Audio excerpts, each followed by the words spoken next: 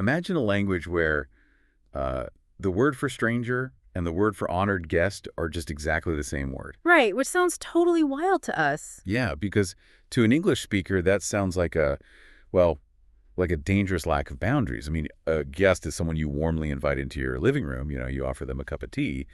But a stranger is, well, a potential threat. Yeah, we literally teach our kids stranger danger. Exactly. We build these massive conceptual walls between those two ideas. But, if you step onto the East African coast, that wall just does not exist. The unfamiliar person standing in front of you is simultaneously the exact person who requires welcoming. Wow. And it's not some naive lack of boundaries, right? It's actually the ultimate survival skill. Yeah.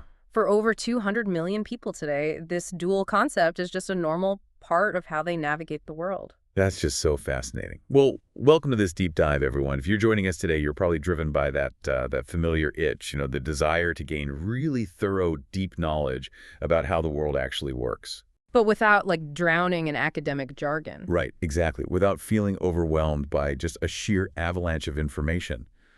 So whether you're, I don't know, prepping for a global communications meeting, or you're catching up on linguistics, or you're just insanely curious about how human beings connect and build societies, you are in the exact right place. We are so excited to get into this one. Yeah, we're going to be your guides today through a massive exploration of human communication. And our mission today is exploring Swahili, or as it's known to its speakers, Kiswahili. Yes. We're basically going to map out how a language born on the shores of the Indian Ocean evolved to shape the minds, the music, the geopolitical power maps, and really the social lives of a vast swath of the African continent.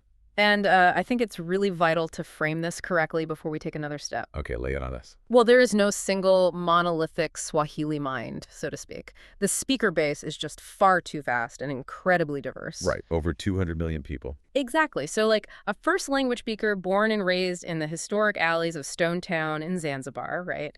And then a second language speaker navigating the chaotic urban hustle of the Democratic Republic of the Congo. And then, say, a modern university student in Mombasa. They do not inhabit this language in the exact same way. That makes total sense. So what are we actually looking at today? What we're building today is more of a composite cultural linguistic portrait. We're mapping out the deep recurring patterns that actually tie all those different experiences together. A map of recurring patterns. I really love that. And to understand how a language thinks, to really get inside those patterns and see how they operate, we first have to understand the soil. Or, well, rather the sand where it was born, right? Right, coastal origins. Yeah, we have to look at its architectural blueprint. Like, where exactly does Swahili come from? Because the historical data presents this incredible paradox, doesn't it? It's a language with ancient African bones, but it wears this entirely cosmopolitan skin. Split-level architecture is probably the best way to visualize it. Because underneath all the global reach, the modern diplomacy and the massive influx of foreign loanwords, Swahili is fundamentally a Bantu language. A Bantu language, okay. Yeah, specifically, linguists place it in the northeast coast Bantu group, which is part of what's known as the Sabaki cluster. Gotcha. So its deepest structural bones, like the core mechanics of how its grammar actually functions, are entirely African. They grew right out of the local soil. But, I mean, it doesn't sound quite like its inland Bantu neighbors. It has a totally different flavor, right? Because of where it matured. Exactly, because it matured on the edge of the ocean. For centuries, the African communities living along this specific eastern coastline were just constantly interacting with the broader world. The trade routes. Yeah. If we connect this to the bigger picture, the historical engine driving this evolution really all comes down to the Indian Ocean trade networks. Wait, okay, let me stop you there. How are they consistently maintaining these massive trade routes across an ocean back then? I mean, this is long before modern navigation and steamships. Oh, the monsoon winds. It was all about the winds. The entire rhythm of life, commerce, and language on the East African coast was completely dictated by weather patterns. Really, just the weather. Yeah. For half the year, the winds blew steadily from Asia down toward Africa. So traders from Arabia, Persia, and India would sail down on these winds, which were known as the Kaskazi. Okay. And they'd bring goods, textiles, spices, things like that. But here's the catch. They couldn't just drop off their cargo and leave. Oh, because the wind was still blowing south. Exactly. They had to wait months for the winds to reverse. When the Kusi winds finally blew from the south, they would sail back home, carrying gold, ivory, timber, and unfortunately enslaved people. Right, so you have these traders basically stuck on the coast for months at a time. They aren't just briefly docking and leaving, they're living there, Yes, mingling, trading, marrying. waiting for the weather to change. Precisely. And this dynamic created towns like Kilwa, Mombasa, Lamu, Pate, and Zanzibar. These were not like sleepy, isolated little fishing villages. No, they were massive hubs. Right, incredibly wealthy maritime nodes. They were the physical bridges linking the deep inland trade routes of the African continent to Arabia, Persia, India, and eventually the European powers. Wow, you can almost smell the clothes and hear the ship's sails flapping in the wind. And this maritime, littoral world is baked right into the name of the language itself, because the word Swahili is not originally a Bantu word, is it? No, it actually comes from the Arabic word sawahil. Which translates simply to coasts or margins. Yes. So the outsiders who were arriving on the monsoon winds literally named the people by the coastal geography they inhabited, the people of the coast. Yeah, they were named by their location. So the name is Arabic, Yep. and the vocabulary absorbed just a massive amount of Arabic influence due to all those centuries of trade, right? Yeah. And the spread of Islam, plus the high prestige of Arabic in religion and scholarship. Absolutely huge influence. But the language itself stayed rooted in local African grammar. Okay, let's unpack this. I don't get how that is actually possible. What do you mean? Well, look at English. When the Normans conquered England in 1066, they brought Old French with them, and they flooded the zone with new vocabulary. Under the weight of that massive outside influence, the original Old English grammar just completely collapsed. Oh, right. Yeah, we lost our complex noun genders, our intricate verb endings kind of just melted away, and English structurally mutated. So why didn't Swahili just turn into a broken, simplified Arabic? How did it absorb all these Persian and Indian and Arab merchants for centuries without structural self-erasure? Is it like a city absorbing immigrants while keeping its original constitution? That is an excellent analogy, and it's the crucial question here, because you're pointing out that in most historical scenarios, massive linguistic contact usually results in a pidgin, right? Like a stripped-down trade language. Yeah, exactly, which might eventually evolve into a Creole.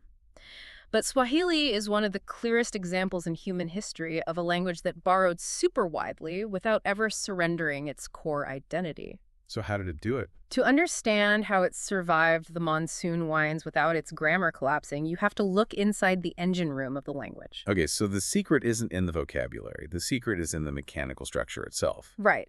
The grammar of Swahili is incredibly robust. It's what linguists categorize as an agglutinative and heavily prefixing language. Agglutinative. That sounds like glue. What does that actually mean in practice? It works exactly like glue. Instead of relying on separate, independent little helper words the way English does, an agglutinative language packs vast amounts of information into a single word by gluing prefixes and suffixes onto a core root. Okay, give me a sense of how that looks. Well, if you just glance at the basic word order of a Swahili sentence, it's usually subject, verb, object. So to an English speaker, that looks structurally familiar. The boy kicked the ball.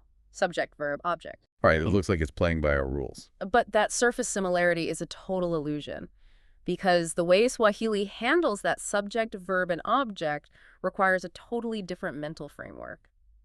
Let's break down the verb-centered mindset. I'm ready. In English, if you want to express a complex action, say, I will give it to him, you're scattering that grammatical information across 6 separate isolated words. I will give it to him. Yeah, we use a ton of helper words. The verb give is just sort of sitting there in the middle, helpless.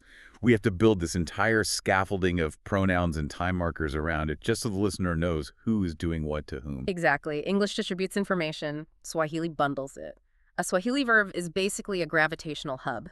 It packs the subject agreement, the tense, the object marker, and the mood all into one single morphological bundle. Wow, all in one word. Yeah. For example, to say, I am reading it, like referring to a book, you might say, Nina Kisoma. Nina Kisoma. Right. Ni means I. Na means present tense. Kyokore refers to it, the book. And soma is the root verb read. So the verb already knows who is doing what, when they are doing it, and what is being acted upon. Okay, so if English is like stacking independent Lego blocks to build a sentence like you put down the I block, then the will block, then the give block Swahili is more like weaving matching threads through a piece of fabric. The verb isn't an isolated block, it's a knot. that ties all the threads together. I love that visual. And those threads you're talking about, that's the noun-class system. The noun-class system. Yes, this system is the great protector of Swahili's Bantu identity. It's the whole reason the grammar didn't collapse under Arabic influence. How so? Well, English speakers are used to gender and pronouns, right? He, she, it, and maybe a little bit of pluralization. Languages like French or Spanish assign masculine or feminine genders to inanimate objects, which can frankly feel pretty arbitrary. Yeah, like why is a table feminine? Exactly. But Swahili does not use masculine and feminine. It uses a much broader, philosophically rich categorization. Nouns belong to specific classes based on what they actually are. Oh, that's interesting. Give me some examples. Like, how does it categorize the world? So there is a specific class for humans. There's another class for trees, plants, and natural forces, another one for artifacts, tools, and languages, another for abstract concepts. Okay, so if I'm talking about a doctor, they belong to the human class. But if I'm talking about a hammer, it belongs to the tool class. Yes, but here is where the mechanics really come into play. That class membership triggers agreement across the entire sentence. The language literally shapeshifts to match the noun. Sheep shifts. Yeah, let's look at how this works. If I want to say the good person falls, the word for person is imtu, which is in the human class, characterized by the M prefix. Into. Okay, so the sentence is imtu wema ananguka. Notice the M sound repeating there. Imtu, person, wema, good, analuka, falls. Oh, I totally hear the repetition. Imtu wama. The adjective matches the noun. Exactly. Now let's change the noun. Let's say we want to say the good tree falls. The word for tree is mt, which belongs to a different class. Okay, so what happens to the rest of the words? The entire sentence has to shift its prefixes to align with the tree class. It becomes mt mwama unanguka. Wait, unanguka. Right. The verb prefix changed from a to u, just because the subject changed from a human to a tray. The prefix ripples through the entire sentence. That completely changes how you construct reality. I mean, Yeah. English treats words as isolated objects just sitting next to each other on a shelf. The good person falls. The good tree falls. Only the noun changes. The rest of the sentence doesn't even care. It's totally indifferent. But Swahili treats words as members of a living network that are constantly checking in with each other. If the noun changes, the verb has to change its prefix, the adjective has to change its prefix, everything has to formally acknowledge its relationship to the subject. Yes, beautifully put. But wait, if everything has to formally agree all the time, aren't you kind of trapped in a strict mathematical formula? Does it feel robotic or rigid to speak? You know, you might assume that, but the noun class system actually creates incredible fluidity. Really? Because the morphology, these prefixes and agreement markers, signals all the relationships so clearly, speakers do not have to rely strictly on rigid word order the way English does. Oh, I see. Since the verb ananguka already carries the marker indicating that a human is falling, you can easily drop the noun or pronoun altogether once context is established.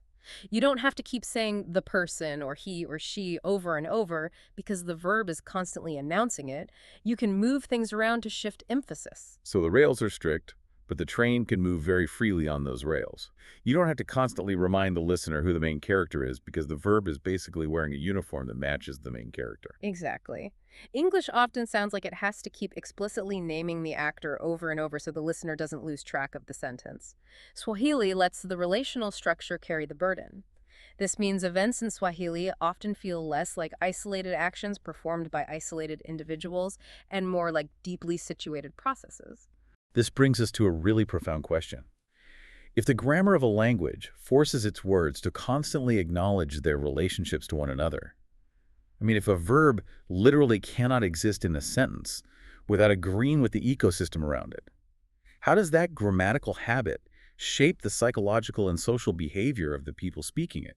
What's fascinating here is that when we explore how a grammatical blueprint maps onto a cultural worldview, we have to navigate a bit carefully. Sure, we won't overstate it. Right, languages do not biologically imprison thought. You can explain quantum physics or express radical individualism in any language. However, languages absolutely make certain habits of attention feel more natural, more default than others. Because Swahili grammar is inherently relational, thinking in Swahili leans heavily toward relational thinking. It makes social relations highly visible. You literally can't speak without acknowledging connection. Daily life in Swahili feels socially textured before it feels conceptually abstract. You wake up into a world where other people are not just background noise or obstacles, they are the fundamental medium through which life happens. Wow. Communication is not just about transferring raw data from my brain to yours. It is about placing yourself correctly in relation to another person. I was reading about how coastal communities treat outsiders, and the vocabulary completely threw me off. And this brings us back to the hook we started with. There is a root word, gay-genie, which gives us the noun engini, Yes, mgini is profoundly revealing. If you look it up in a standard bilingual dictionary, mgini translates to guest, visitor, and stranger. which to an English speaker feels like a massive contradiction. We have entirely different emotional universes for those words. A guest is warm and safe, a stranger is cold and potentially dangerous. We sharply separate them because our culture prioritizes the boundary of the individual and the home. But Swahili holds those worlds together in the exact same semantic cluster. And why? It comes back to the Indian Ocean trade we discussed. Right, the monsoon winds. Swahili developed in a mercantile coastal world. Encountering outsiders, foreigners, sailors, and merchants wasn't an anomaly, it was the baseline reality of these port cities. When your primary economic engine relies on dealing with strangers who arrived on the monsoon winds, hospitality is not just a nice moral ideal, it is a vital civilizational skill. That makes so much sense. The language holds stranger and guest together because the culture had to hold them together to survive, to trade, and to thrive. The stranger is just a guest you haven't traded with yet. That is an incredible reframing of the world. And speaking of civilizational skill, there's another word that highlights this worldview perfectly. Ustarabu. Usta Arbu. This is usually translated into English as civilization, but the English word civilization feels very structural, very cold. Yeah, it derives from the Latin civis, related to cities. It makes us think of paved roads, aqueducts, written laws, and state institutions. Exactly. But in Swahili usage, Ustarabu carries a much more personal behavioral weight. It means proper conduct, cultivated behavior, social grace, good manners, urbanity. So being civilized isn't about the size of the buildings you construct. It's about how you carry yourself in public life, among others. It's about how you treat the bikini. It is a massive clue that the coastal world valued composure and etiquette above sheer institutional power. If you're living in a dense, cosmopolitan port city with dozens of different cultures, religions, and languages rubbing shoulders in the market, raw survival isn't enough. You need social tact to prevent constant friction. You need decorum. And the language physically elevates that decorum.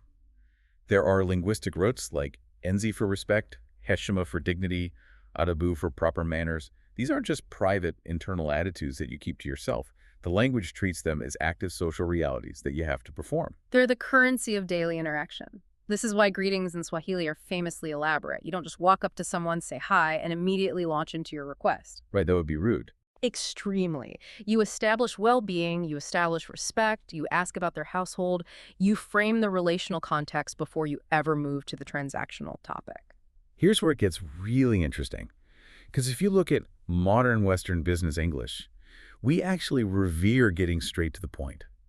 We view it as efficient, as respectful of the other person's time. Time is money. Exactly. If you and I are in a meeting and I spend 5 minutes asking about your family, your health, and your peace of mind before asking for the quarterly spreadsheet, my boss might accuse me of wasting time. English can often feel like a sterile transaction. Here is the data. Acknowledge receipt. Yeah, very different vibe. But thinking in Swahili feels less like firing isolated propositions at a target, and more like entering a social field where you have to find your footing. Emotion isn't just blurted out nakedly, it's emotional choreography. Emotional choreography. That's a brilliant way to phrase it. It represents a completely different communicative ideal. English emotional expression can often be starkly confessional and blunt. Here's exactly what I feel, stated plainly. It's very direct. But Swahili emotional expression is deeply textured. You don't just blurt it out. You might circle the emotion with courtesy, with deliberate understatement, or with a proverb. It requires that emotional choreography you mentioned. And it's not emotional dishonesty. You aren't hiding how you feel. You are taking your raw emotion and tuning it into a socially legible form that respects the other person's space and maintains the ustarabu of the interaction. Yes, and this instinct for relational framing, for rhythm, for metaphor, it doesn't just stay trapped in polite greetings or market transactions. It naturally spills over into the broader cultural feedback loop. The mechanics of the language dictate the shape of the art, the music, the food, and even how people manage conflict. Let's follow that cultural feedback loop. I want to start with the actual physical sound of the language, the phonology. Because the physical way a language sounds coming out of the human mouth profoundly shapes the culture it produces. Swahili is described as having a smooth, vowel-heavy, syllable-timed phonology. What does syllable-timed actually mean in contrast to English? It's a critical distinction. English is what we call a stress-timed language. We emphasize certain syllables and completely swallow or rush through others. Okay, what's an example of that? Think about how we say the word comfortable. We hit the com really hard, and then we just crush the rest of the syllables together. K-O-M-F-O-P-R-B-L. It creates a jagged, percussive, blocky rhythm. Oh yeah, we totally swallowed the middle of the word. But Swahili, on the other hand, is syllable-timed. It gives relatively equal rhythmic weight and duration to every single syllable, like a steady, marching drum beat. Every vowel gets its moment, and almost all syllables end in a vowel. So it doesn't have those harsh, dense clusters of consonants that English has, like the STR and NGTHS and the word strengths. Swahili moves. It glides. Because of this sonic architecture, the language possesses a natural musicality. The phonetic flow perfectly suits musical traditions, particularly taarab. Taarab, what is that? Taarab is a signature musical style of the Swahili coast. It is essentially sung poetry, shaped by strict, classical conventions of rhyme, meter, and elaborate metaphor. Because the language is so vowel-rich and evenly timed, the lyrics sit incredibly comfortably on a musical rhythm. The sound of the language actively invites melodic repetition and lyrical ornament. It sounds like it was practically engineered for poetry. It really does. But it's not just ancient classical poetry that benefits from this. Look at modern music. This exact same sonic advantage drives bongo flava, which is Tanzanian hip-hop and pop music. Oh, absolutely. The natural cadence of Swahili makes it incredibly effective for dropping fast bars and spitting modern lyrics. The ancient rhythm of the language translates perfectly to a modern studio beat. The music reflects this flowing, blended history. And just as the music serves as an archive of the language's rhythm, the food serves as an archive of its geography. If we look at the culinary vocabulary of Swahili, we are looking at a living map of the Indian Ocean trade routes. This is one of my absolute favorite details from the sources. The vocabulary for food rice, coconut, cloves, cardamom, spiced fish.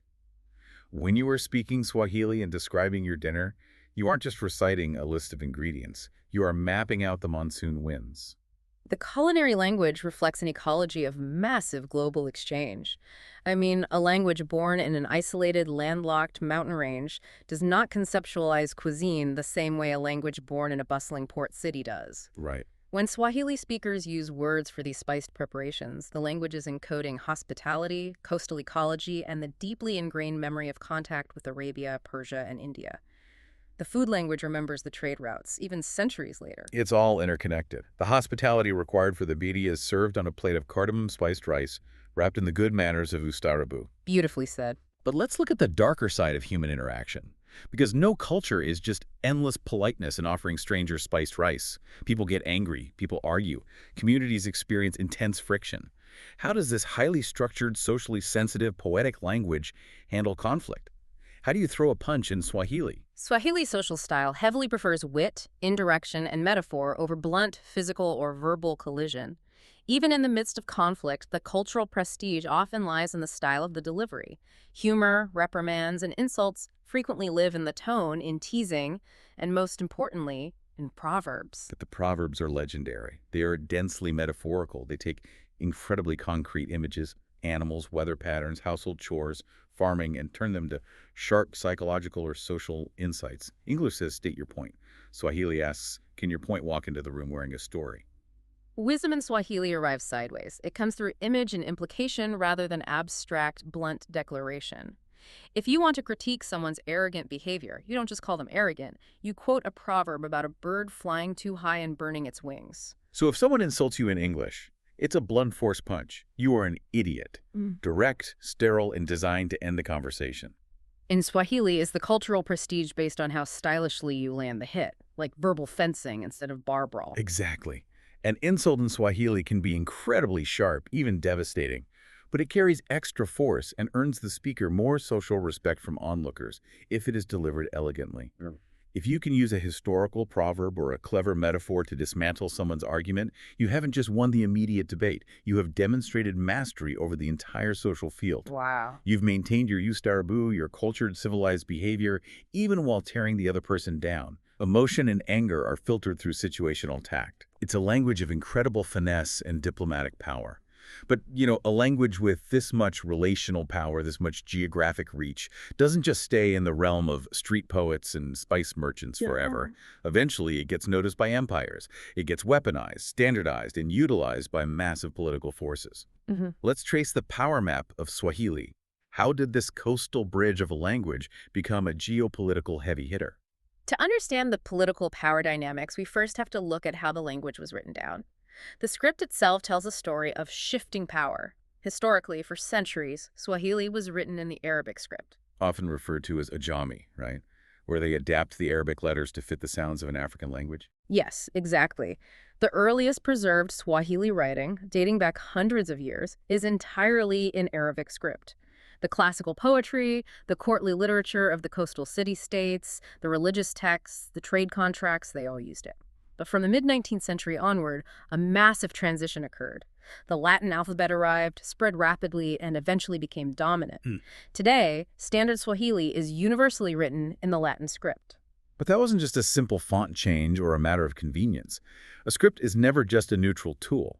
It is a map of power and influence. Look at who controlled the literacy. When Swahili was written in Arabic script, it firmly tied the language and the cultural authority of its speakers to Islam, to Islamic legal scholarship, and to the wider east-facing Indian Ocean world. It looked toward Mecca, Oman, and India. But when the shift to Latin script occurred, it marked a massive violent pivot in cultural and political authority. Because the Latin script was brought by European empires. It was brought by European Christian missionaries, colonial bureaucrats, and the machinery of Western print culture.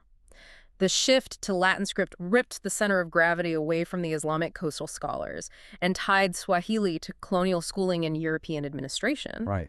When the German Empire and later the British Empire colonized East Africa, they realized that Swahili was an incredibly useful tool.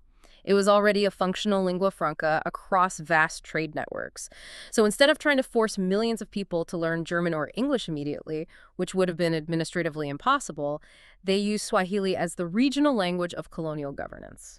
But to use a language for modern bureaucracy, for tax collection, for legal courts, for military orders, you have to standardize it. You can't have 15 different coastal dialects and poetic variations on your tax forms. You need one rigid version. You need absolute uniformity. In the early 20th century, the British colonial administration set up committees to standardize the language. They had to pick a winner among the various dialects. They ultimately selected the variety spoken in Zanzibar, specifically the Kiunguja dialect, to serve as the baseline for standard Swahili. So out of all the rich historical centers, Mombasa, Lamu, Pate, places with centuries of deep literary tradition, Zanzibar gets elevated to the gold standard. Not necessarily because its poetry was objectively superior, but through sheer bureaucratic enforcement. It gained massive institutional prestige almost overnight. Textbooks, dictionaries, and government edicts were all printed in the Zanzibar dialect. And that colonial decision created a massive ripple effect that carried right into the post-colonial era. After these nations fought for and won their independence, nationalist politics gave Swahili a completely new revolutionary life. In Tanzania, the first president, Julius Nyerere, deliberately chose and promoted Swahili as the language of post-colonial unity. That is a brilliant political move. If you have a newly independent nation with over 100 different distinct ethnic groups and languages, choosing the language of one specific large ethnic group to be the national language will instantly cause resentment and division. It's a recipe for disaster. But Swahili belonged to the coast. It belonged to trade. It was a bridge. It belonged to everyone and no one in particular. It could unite the nation without showing ethnic favoritism. It became a powerful, unifying symbol of African integration rather than ethnic division. And that momentum has only continued to grow exponentially. Regional bodies like the East African Community heavily promote it. The African Union uses it. UNESCO officially recognized Kiswahili as an official language of its General Conference, and we now celebrate World Kiswahili Language Day globally.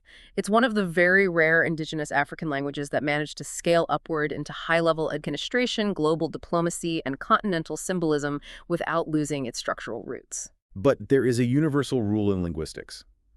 Whenever stuffy institutions try to standardize a language, whenever they write strict grammar textbooks and put it in a neat little box for diplomacy in schools, the streets usually have something to say about it. Yeah. The living language pushes back against the textbook, and we see this massive, vibrant urban rebellion in the form of Sheng. Sheng is a totally fascinating linguistic phenomenon. It is a fast-moving, highly adaptable youth code, heavily associated with the massive, chaotic urban environment of Nairobi in Kenya. And it's critical to understand that Sheng is not just standard Swahili with a little bit of cool slang sprinkled on top. It is a deeply mixed, structurally complex urban code that aggressively blends Swahili grammar with English vocabulary and folds in various local Kenyan languages like Kikuyu and Luo. I was looking at my notes on this, and honestly, Sheng is like an open source software project.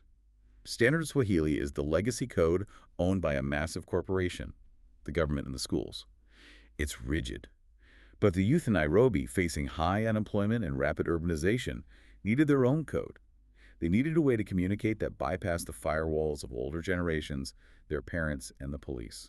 So they took the source code and started constantly rewriting it. That is the perfect way to view it. Standard Swahili represents coastal heritage, textbooks, state authority, and proper traditional behavior.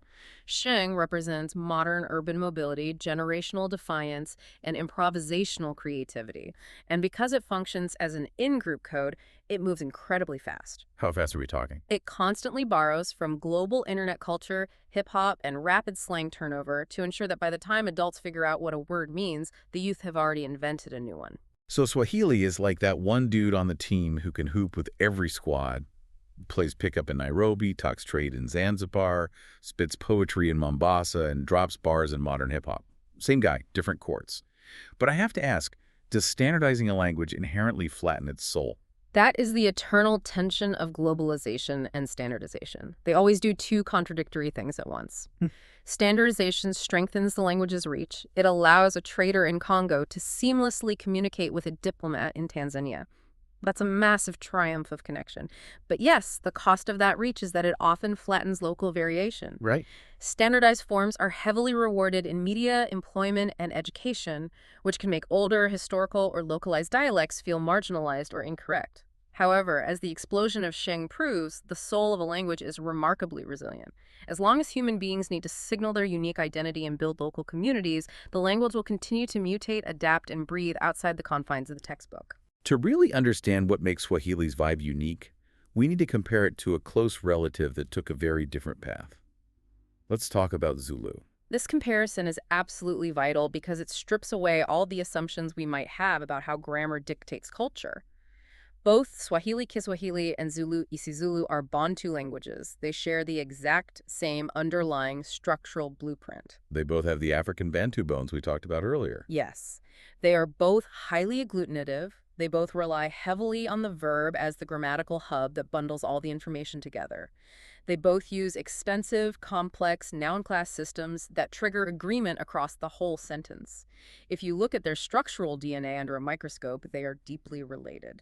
Okay, let's explore this. This raises an important question.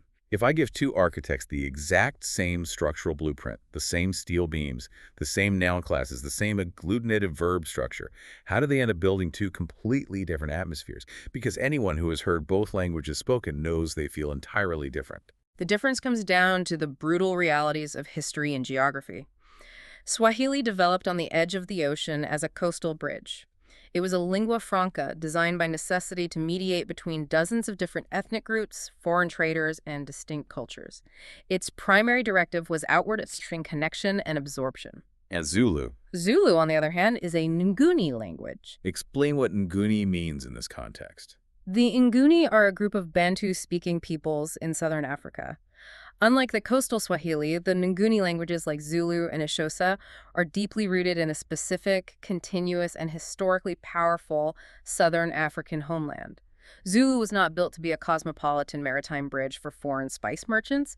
It evolved within a powerful, highly structured, and eventually highly martial ethno-linguistic tradition, particularly during the rise of the Zulu kingdom in the 19th century under leaders like Shaka. So Swahili's historical mandate was, let many groups meet here on the coast and trade peacefully.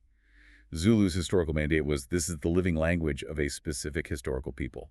Exactly. And that profound historical difference completely changed their sonic personalities. As we discussed, Swahili was smoothed out by its history as a lingua franca. It absorbed Arabic vowels. It is flowing, rhythmically even, and syllable timed. It sounds like the ocean waves, a continuous, smooth mediation. But Zulu does not sound like smooth ocean waves. Not at all. Zulu is morphologically and phonetically much denser. When the Nguni ancestors migrated into southern Africa centuries ago, they interacted intensely with the indigenous Khoisan populations, hunter-gatherers and pastoralists who spoke languages characterized by click consonants. Zulu absorbed these click sounds. Ah. So while Swahili was absorbing Arabic words for spices from the monsoon traders, Zulu was absorbing click consonants from the local populations it encountered. Exactly. And those clicks, combined with much sharp consonantal contrasts, give Zulu a striking percussive energy. It doesn't glide the way Swahili does, it strikes. It pulses. It has a rhythmic force that feels incredibly grounded and dynamic. It sounds like drum beats and patterned force. So if they're cousins, they definitely aren't twins. One is the Bantu coast in motion, and the other is the Bantu south with a sharper edge. It proves that grammar isn't destiny. Geography and history changed the swagger of a language. It perfectly illustrates that language is always an ongoing negotiation between its internal mechanical rules and its external environment. The mechanics of the Bantu engine are the same, but the coastal trade winds and the southern plains crafted two remarkably distinct linguistic souls. So what does this all mean for you listening right now? We've covered a massive amount of historical and linguistic ground today. We started on the shores of the Indian Ocean, looking at Swahili's architectural blueprint, that incredibly robust African Bantu skeleton wearing a cosmopolitan skin woven from centuries of global trade. We looked under the hood at the agglutinative grammar, where verbs weave the sentence together with noun classes rather than stacking isolated Lego blocks like English. Such a huge difference. Yeah. We explored the deeply relational psychology, where hospitality for the Mijini and the social choreography of Ustarabu take precedence over blunt transaction-style communication. We saw how the cultural feedback loop produced syllable-time poetry, coastal cuisine that maps the trade routes, and the art of the stylish insult. And we tracked the power map, from ancient Arabic scripts to colonial bureaucratic standardization to the rebellious urban slang of Sheng in Nairobi. It's been quite the journey. Truly. Whether you are prepping for a linguistic seminar or you're just insanely curious, Swahili proves that cultural openness borrowing words does not require losing your core identity. You can welcome the world without erasing yourself. And if we synthesize all of this, Swahili teaches us that language is not just a tool for transferring data. It is a bridge for relationship maintenance, proving that the world can be viewed as an interconnected process rather than isolated objects. Every prefix is a reminder of your connection. It's a gorgeous, necessary way to view the world. And as we wrap up this deep dive, I want to leave you with one final thought to mull over based on the source's exploration of time perception. Because Swahili uses such a robust, nuanced system of verbal prefixes, it doesn't just slice time into neat, isolated little boxes of past, present, and future the way English often does. It has specific grammatical forms that make recurring or beautifully unfolding processes highly visible. So think about your own life. If the language you speak slices time into neat boxes of past, present, and future, what parts of your own life are you failing to see simply because your grammar doesn't have a tense for beautifully unfolding processes? Thank you so much for joining us on this deep dive. Keep questioning the walls of your own linguistic fortress, and we will see you next time.